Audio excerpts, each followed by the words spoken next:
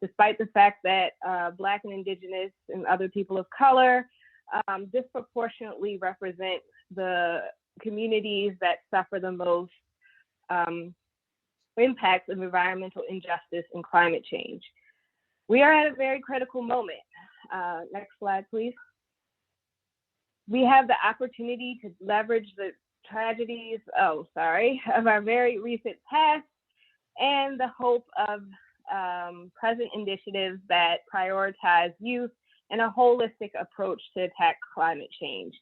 And thankfully, our plenary speaker kind of spoke to some of those initiatives.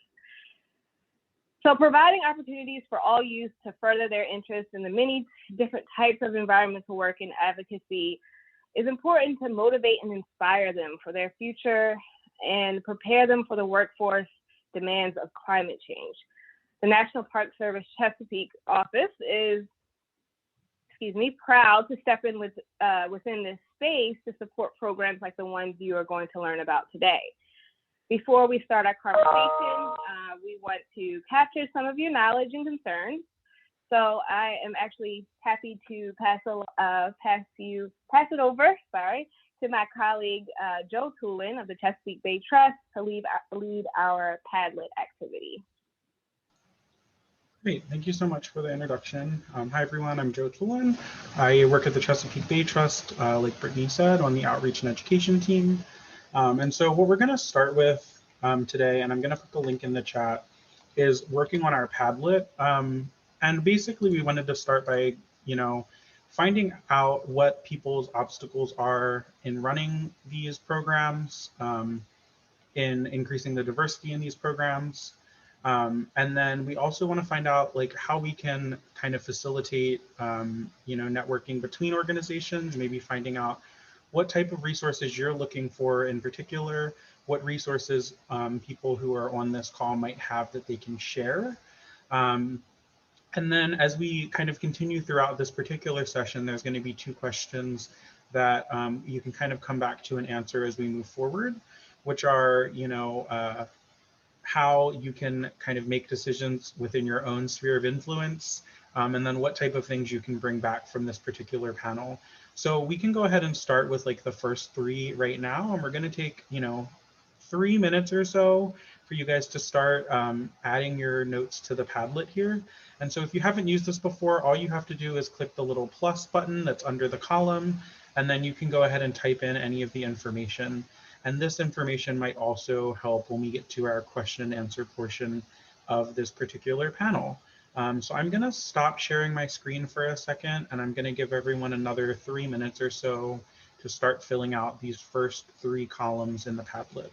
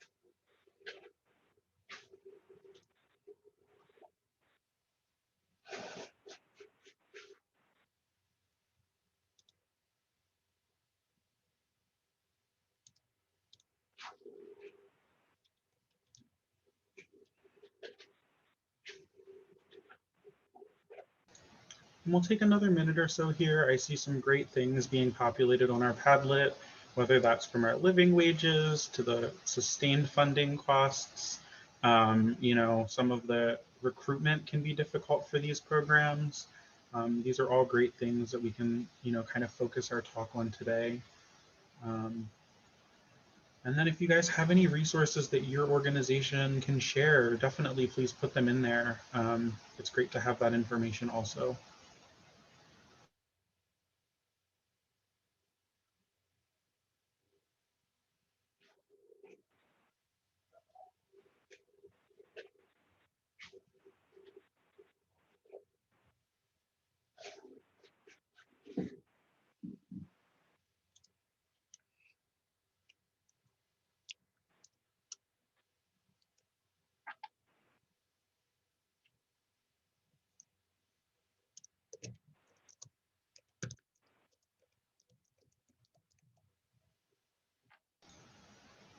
Great. I'm going to get ready to transition us into our next portion of our panel here, where we're going to kind of introduce all of our own panelists and what their work that they're doing. But feel free to come back to the Padlet at any point and keep adding notes.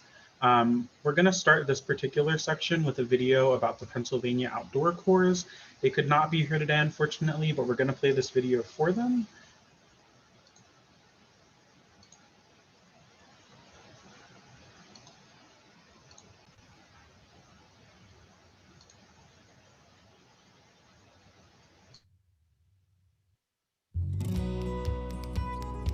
The amount of things that you get out of the program, whether it's personal or career-oriented, it is unlike any other experience. Over the last 5 years, the Pennsylvania Outdoor Corps has provided an incredible benefit to Pennsylvania, not only through an incredible amount of projects being accomplished in our state parks, our state forests, and our local communities, but by serving the young people that we work with through skill development, job readiness, and even job placement. One of the things that's great about the SEA season, whether it's 6 weeks with the youth or 10 months with the adults, you get to try your hand at a lot of different skills. You get to visit a lot of different places. And I think it's a rare job where if there's one thing you're doing one week that you really don't like, it's not a big deal, because in all likelihood, the next week you're doing something totally different.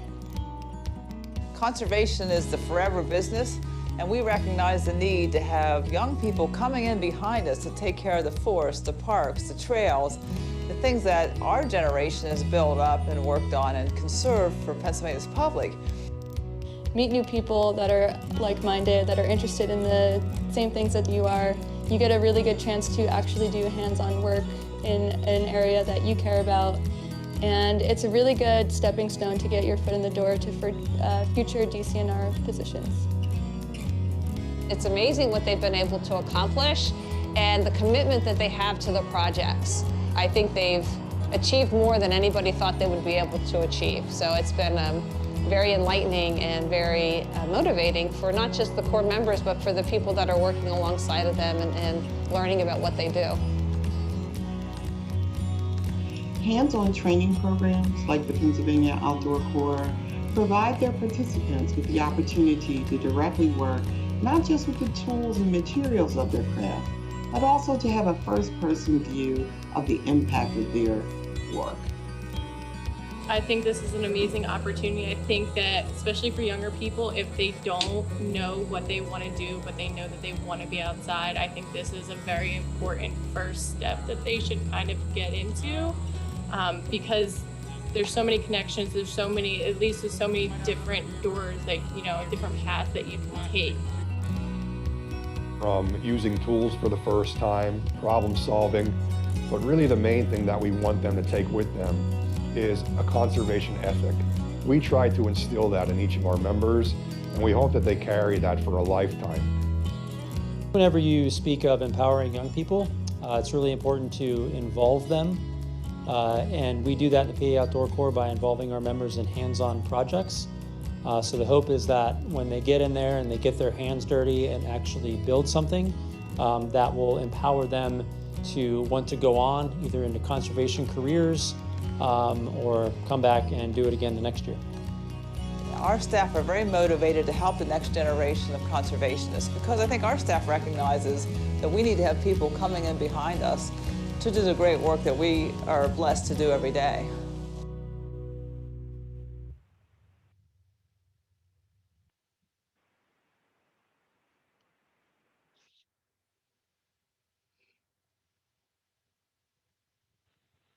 All right, and I'm going, go ahead, Brittany, sorry. I just wanted to say thank you for playing the video, and to the Pennsylvania Outdoor Corps for sharing the video with us. Just a couple of things to start thinking about as we dive into our conversation. So I am happy to introduce our speakers who have graciously agreed to provide us with some insights on their approaches to ensuring equity as we foster the next generation of climate-ready stewards. In addition, I did want to say shout out to Mike, who I do believe is in the room with us, and you're, of course, welcome to chime in later during our Q&A session if you have things you'd like to share about the PA Youth Corps. So we have today Susie Creamer, Executive Director of the Patterson Park Audubon Center. Myself, of course, Brittany Hall, Education and Training Coordinator, NPS Chesapeake.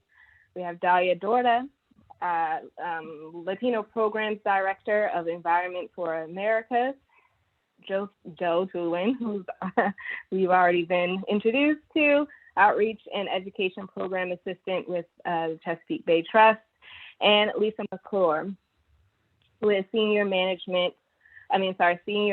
of Programs and Partnerships with the National Park Foundation. Each of our speakers will give you a brief introduction to their programs, and then we will host a sort of Q&A session after the speakers present.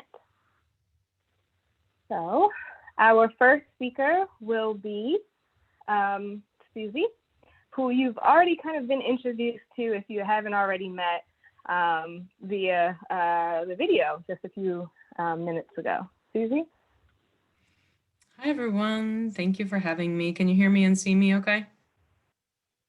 Yeah, okay. Great.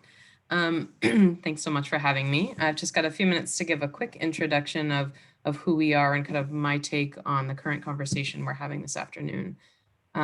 First of all, I'm from Patterson Park Audubon Center, which you may know is one of about 40 centers of the National Audubon Society across the country. So our task is to take the mission of Audubon, of birds and habitats, and find ways that they're relevant for communities. And I think that's key to talking about youth leadership development and everything else on the table today. I see our work as these three areas, which I won't go into in depth today, but I'm happy to talk at length another time about some of these other pieces. Next slide, please. So there are a number of ways we work, and again, I'll focus on one today, and that is the leadership programs. We love to do greening projects like this one here. I love to share this photo because it's an opportunity to listen to community needs, find their goals, and find where they intersect with the Audubon mission. And so in many cases, that's beautifying communities, planting gardens, but not just pretty ones that serve birds and support the ecology of Baltimore.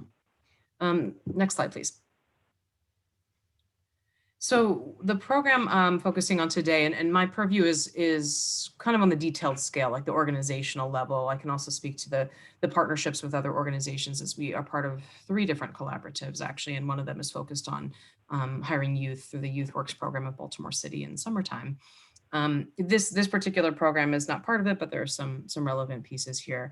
These are middle school students, so most of them are not old enough to work just yet, but it's an after-school program really structured around building leadership skills, public speaking skills, and growing these young advocates for their communities and for birds threatened by climate change. That is the focus. So one thing that's really important is the co-creation of it in partnership with youth. So we have a curriculum that we follow, but we make sure we incorporate regular opportunities for young people to shape the next steps of the direction, or there might be some current events or upcoming public opportunities, such as the one pictured here, that they can choose what their action projects will be. And in this case, they attended an anti-fracking rally in Annapolis a few years back. So giving them that ownership, that leadership, that shared decision-making is an important piece of how we approach and run the program itself. Next slide. And so backing up a couple steps in terms of how we frame the program, how we recruit participants, I think whether it's an after-school program like this, or whether it's a paid program with stipends and real jobs for young people, I think there are similar approaches that can be beneficial to speaking to how do we diversify and make more equitable these programs. So the program in this case isn't just the one thing we do the one time a year, but it's part of a greater context of us having community relationships, building on those relationships, those networks, and the rapport that we have built really being established in the community and supporting them for initiatives that may or may not be Audubon initiatives. but really growing that trust. And then they help us share these opportunities, and many of them, their own children are participants in them, right? And we do have a strong program in partnership with Latina moms, and many times their kids are the ones participating in the program, and then that feeds into even summer employment opportunities as camp counselors with us. So it's a piece in a bigger picture, and I think that's important because it takes that time to build that trust in the bigger picture of that kind of web of activities and relationships. I also think it's really important, whatever your role and where you are in the world, to make sure you're working with a diverse group of people, and not just the individuals, but in terms of organizations and how they collaborate. They should be not necessarily all green missions, right? If your mission is green, in the case of this context, right? Make sure you're not just in the echo chamber, that you're out there interchanging ideas and finding places where your goals may overlap with someone with different mission or approach or ways of doing things.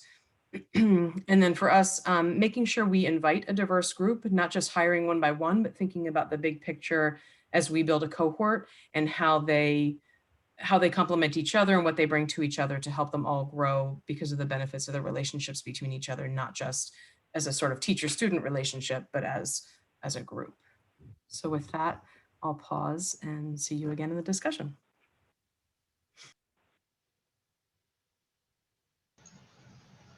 Thank you so much. So I'm gonna take a moment and present about the Chesapeake Conservation Corps, which is run by the Chesapeake Bay Trust. And so I'm sure many of you have heard about the Chesapeake Bay Trust, but if you don't know about us, we're a nonprofit grant-making organization. We were established in 1985 by the Maryland General Assembly, and a large chunk of our money comes from the Bay Plate, which is here on this slide. And so one of the programs that we run is called the Chesapeake Conservation Corps, and it's basically, a young adult workforce development program, which started in 2010 through the Maryland legislature. And we do pay these young adults for a year of service in the environmental field.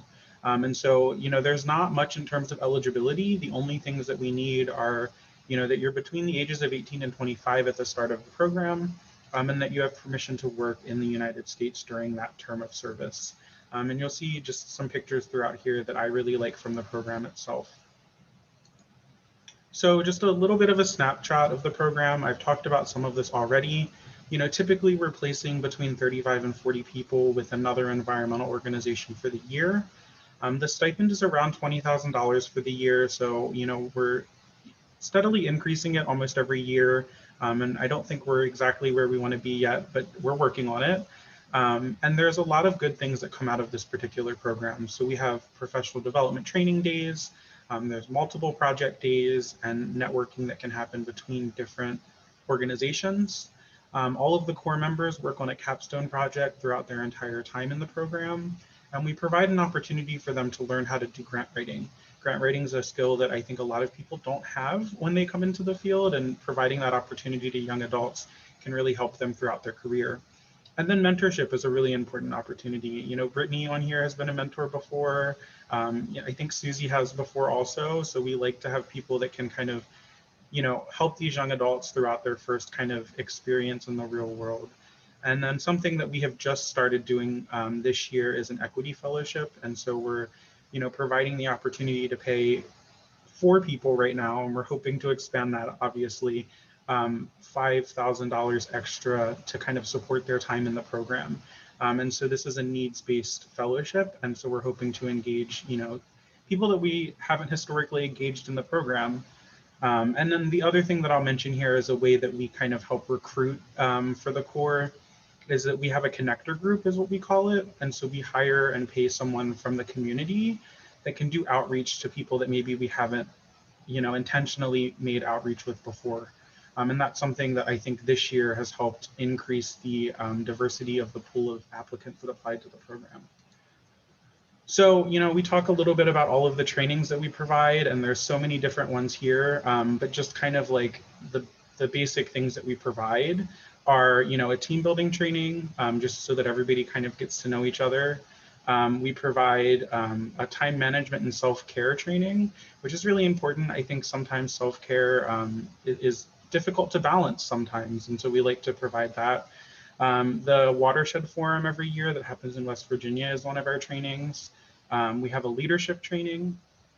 We have a diversity, equity, inclusion, and justice training, which is fairly new. I think we're in our 3rd year of doing it this year, and I think we've gotten great feedback about it. And then an environmental education training. And the last thing is just kind of looking beyond the core. So we're trying to make sure that, you know, we're kind of helping these people kind of get started in their career. And so right now we're in the 11th year. We have about 300 graduates from the program. And then a lot of them, you know, they're still working in the Chesapeake Bay region. About 60% of them that have gone through the program are still in the region working on Chesapeake Bay related issues. But a bunch of them are doing other environmental things. Some of them are going on to grad school or other service programs. And so it's a really great way to kind of, you know, launch people's career in the field. So that's what I have, and I will pass it on to Lisa McClure. Thank you so much. Hi, everyone. So glad to be here. My name is Lisa McClure. I am a senior manager in our programs and partnerships team at the National Park Foundation. For those that may not know, the National Park Foundation is the official nonprofit partner of the National Park Service. We were chartered by Congress in 1967, and we do a lot of different work, primarily fundraising, and then on kind of my side of the house, our program team works in several different areas to basically spend that funding, which is always the better side of the house to be on, right? So specifically what, again, as I mentioned, we have a lot of different programs that we support at national parks across the country. Our largest one, I would say, is probably our Service Corps initiative, which is what we're talking about today. And so we've had a concerted effort of funding for Service Corps work for about the past 4 to 5 years. And we've supported other Service Corps work kind of more individually at specific parks for much longer than that, but really trying to get a larger kind of movement around this funding for about the past 4 to 5 years. So if we can go to the next slide. Awesome, thank you. So these are some of the areas that we look for when we put out our RFP at the, towards the end of the calendar year, and then moving into the next year for work for that next summer.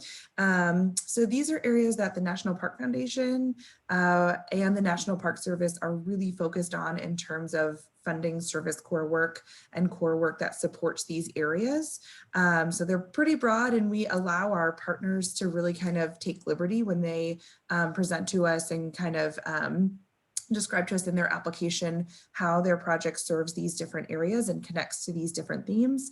So just to touch on them really quickly, the first one is project work. We love to support Service Corps work that addresses high priority park, national park needs.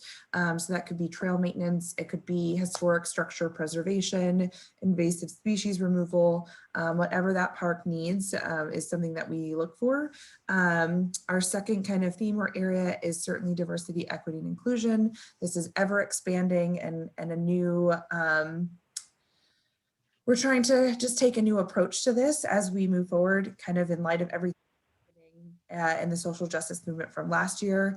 NPF is certainly taking a really hard look at the work that we do and the work that we support and how we can make just a more clear impact and to really help support our partners in a very authentic way and to listen to them more. So we're hoping to be moving in the right direction, but really working to highlight those stories and those communities of historically underrepresented and excluded people from our national parks. So we have a whole kind of array of inclusive single identity crews, LGBTQ, ASL, all female identifying, Black, Latino, Latina, Latinx, so Native American and tribal, again, kind of a whole range and host of inclusion and single identity crews there. And then the third component is leadership development. So it's very interesting. I was reading over in the Padlet some of the items that you all had been putting about, we want clear pathways and multi-year funding, and I'm going to mention those in a moment, but this is what, you know, it's great to kind of be in this echo chamber to hear these things over and over. And so as the National Park Foundation, we're kind of in a unique position because, as I mentioned, we are an organization that receives funding from large corporations and individuals, but we are also a foundation. So we also can grant out, and we work with grantee organizations, Service Corps partner organizations like that. So we have a very unique position to really be able to, we're trying to move into a less power position with our grantees and with our Service Corps partner organizations, and to really push back on our donors to say, you know, these are the things that our partners need. They need more capacity building. They need more multi-year support. We need to work with grassroots organizations that are, you know, embedded with these communities.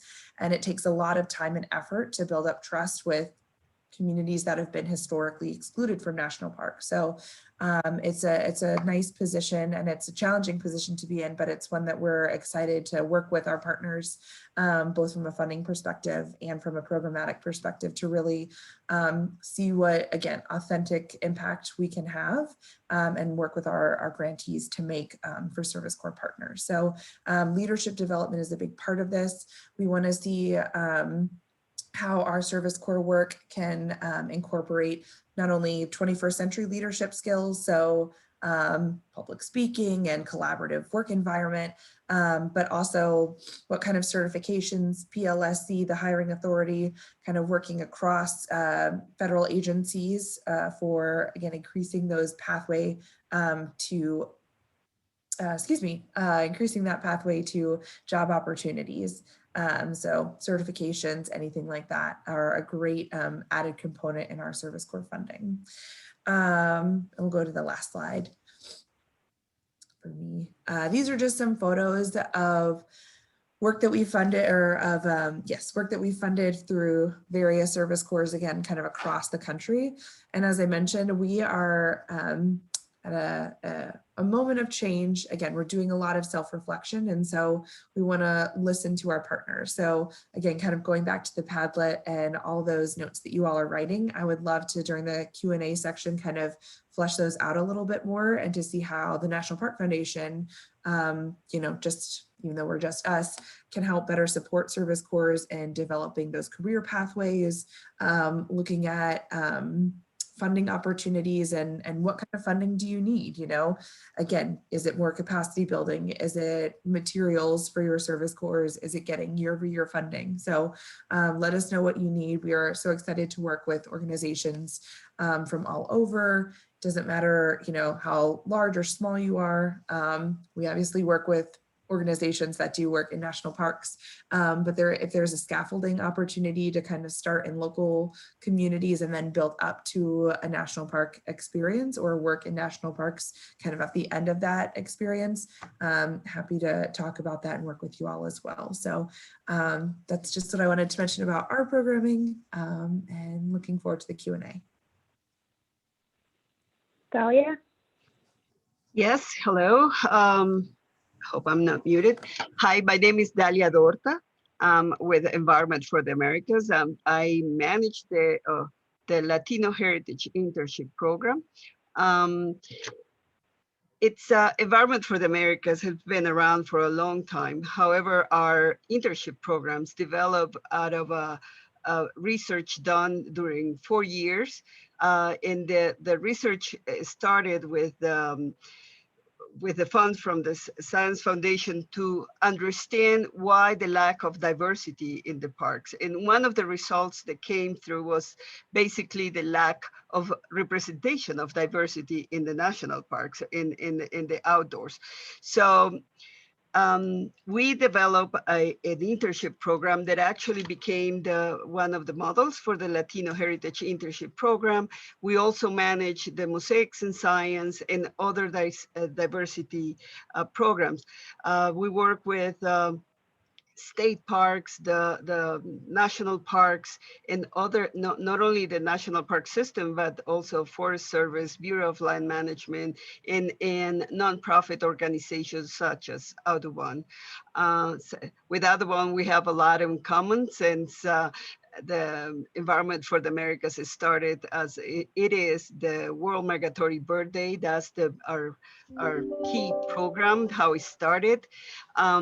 So what we found in the most basic thing that we found in that research, that 4-year research, was the fact that people would go more to places where they can see people they can identify with. So the participation on the workforce, the diversity, it was something we needed to work on. And we've been connecting young people to the workforce in these federal agencies, state agencies and all. And we've seen a very good increase in participation. Just this year, we have 75 interns that are working in different parks in organizations. We have seen that these interns that we have, we think of it as professional development. It's not just an internship to do outside work. We are very intentional in the whole process. The way we the parks that we work with, the projects, how that is going to impact the professional development in these interns. It is critical how welcome they are at the park. That workforce, the needs, it's a two-side street, so we need to have the parks really engage and involve and welcoming these interns. So talking about success, we have seen 77% of our interns are currently working in the careers related to conservation. Not all of them are in the national parks or the Forest Service, of course, but only the rest that we haven't gotten to join this workforce, they are either still in school or in other areas, but those are minimal. I myself think that I can see from what everybody already conveyed that we all know the importance of diversity and representation and participation in all these areas of conservation. However, I think the key word here is intentionality. How do you make sure that you reach out to the diverse groups? How do you connect with them? How do you create a relation that is it stays long, that just the 12 or 11 weeks, depending on the type of program that we manage. We now have 6 months fellowships, but in any case, that intentionality of the relation that established in long term, so we make sure that the interns, it's well prepared, that is actually feels welcome at the park, wants to apply to work at that park or organization, and that keeps working, enjoying, and growing as a professional. That's how we see that as the key word in intentionality. What else could I say? I could go on and on in this one because I'm very, very passionate. As I said at the beginning, I manage the Latino Heritage Internship Program, but we also manage other programs that include more than Latinos, include Native Americans, African Americans, Asian Americans. So each one, not because I'm talking about the Latino and you hear me passionate about it, that's the only key, that's the only focus. We work on it, and the intentionality is seen for every step of the way and how we do it, even from selecting projects to helping them grow as professionals and finally applying for positions that could be direct hire or public land certificate. All these opportunities are out there for them, and we make sure that they know about it. They are prepared to take on the opportunities and work there. I think I can help more in the questions, because I think we all agree that we are in the same boat. What Susie and Lisa said, and Joe, you know, we know that we like to work for the youth. We know we have to support them, and we know we have to be there all step of the way. And the challenges are many, but how we approach that is the difference. So I think if we go to questions, I could definitely talk a little bit more on those regards. Is that okay, Brittany? So for our our audience, our viewers, our participants in this panel, you're welcome to drop questions into the chat. We'll be reading through them and posing the questions to our panelists here.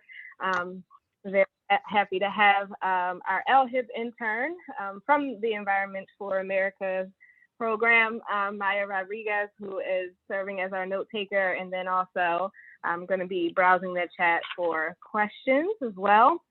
I do have some questions just to help get us started. We talked already pretty quickly in all of the presentations about how you all have designed your programs equitably from the start. What are some of those creative solutions that you've used to recruit and retain diverse groups of youth, especially in the environmental field, which may have not been immediately accessible to those youth in the first place? So we're talking about some creative solutions that you've used to recruit and retain. Can I jump in? I'm aware of the short amount of time left. I think one of the important things is to think about what skills do we really need. So there are often times when recruiting, maybe not in the case of internships or fellowships, but we say it's like the default setting to have a bachelor's degree is required. But is it really? Is there a certain level of education required, or are there certain skills that can be learned, or knowledge can be learned, as opposed to skills that are harder to teach? So if you need someone to be a community organizer or doing outreach, people skills are harder to teach. So what are the skills that we really need? And think about that as we frame the requirements for a position.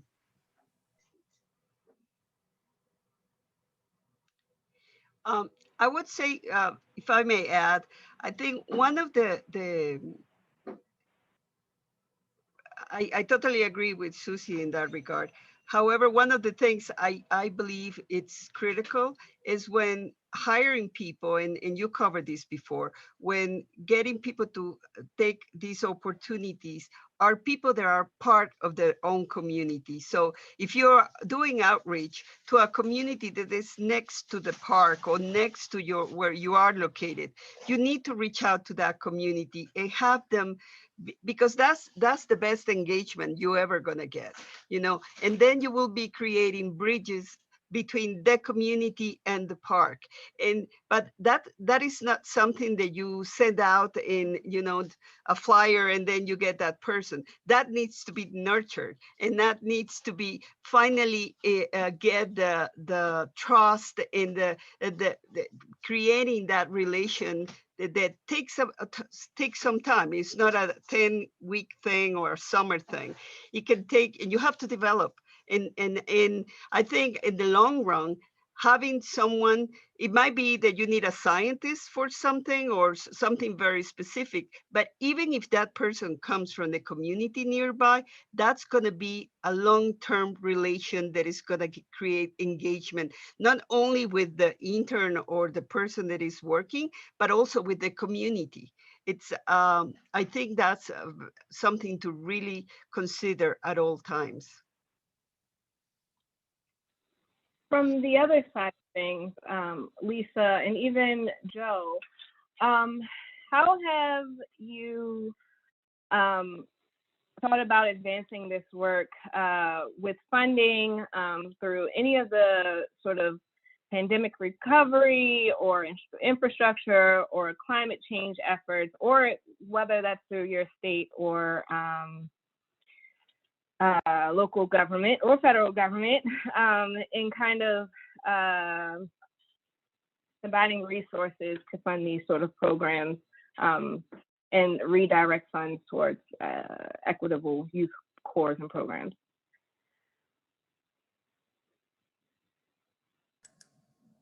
I'm happy to just quickly touch on what we're doing a little bit. And again, we're, in terms of equitable opportunities, we are just starting to readjust funding and to kind of, again, look at what our work is and how can we better serve our communities. But I will say that from the pandemic, one of the big things that we did, in the last 25 seconds, yay, we allowed a lot of our grantees to take a larger portion of indirect to, again, just support not even capacity, but just kind of general operational budget with their organization to keep their doors open in a lot of cases. And then again, just being very intentional about where funding will be going.